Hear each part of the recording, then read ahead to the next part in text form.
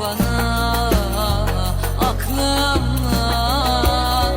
Başım arasındaki mesafe kadar da uzaksın.